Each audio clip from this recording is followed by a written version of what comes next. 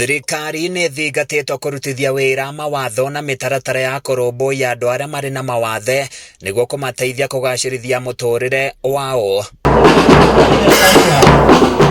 Mwena wa Nyahururu kaunti-inĩ ya Laikipia andũ arĩa marĩ na mawathe mahinyĩrĩirie thirikari kũmarũmbũiya na njĩra ya kũrora thogora wa igũrũ wa ndawa cia mwanya iria mahũthagĩra kũnyitĩrĩra gĩthomo kĩao hamwe na kũmateithia kweheria mũthutũkanio mawĩra-inĩ. Andũ arĩa mena mawathe no maikaranie na andũ arĩa matarĩ na mawathe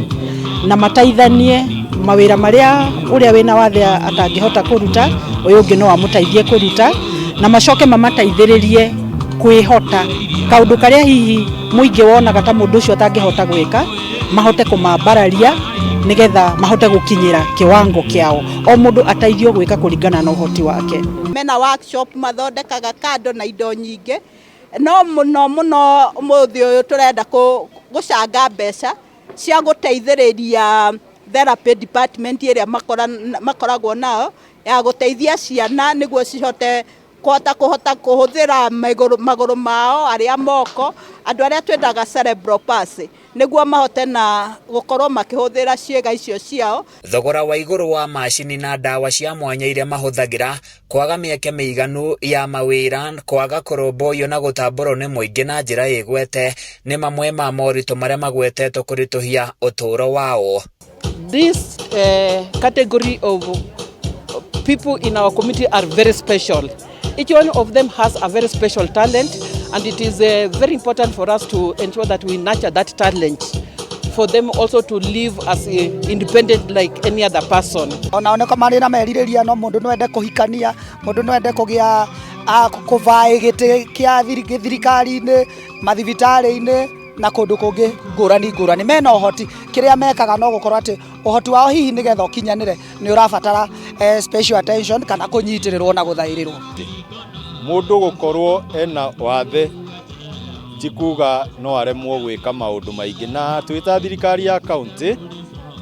wa mbere mwaka ũcio ũrahĩtũkire through department ya social nĩ twahĩtũkirie watho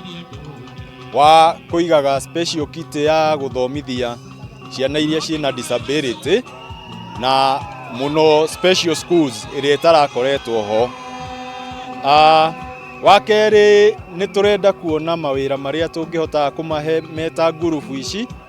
makahota kũruta tukama finance. Anyiti itemi matiganĩte arĩa makoretwo makĩrũĩrĩra ihoto cia andũ arĩa marĩ na mawathe Nyandarua na Laikipia maugĩte gwĩkururia gwa kũrutithio wĩra kwa mawatho marĩa mabatiĩ kũrũmbũiya andũ arĩa marĩ na mawathe nĩ ũndũ ũrakunderio ũhoti wa kũrũmĩrĩrwo kwa ihoto cia andũ aya. Ndingĩũria thirikari itũ nĩgerie kũhingũra maitho na ĩgerie kuona mĩeke ya andũ aya marĩ na mawathe makĩria mũno mawĩra-inĩ ma o mothe ma gĩthirikari, because we know nĩ tũrĩ cukuru ithomithagia andũ arĩa mena mawathe so they excel mwena wa gĩthomo, na also ona tũtekũrora mwena wa gĩthomo mena talent iria mahetwo nĩ Ngai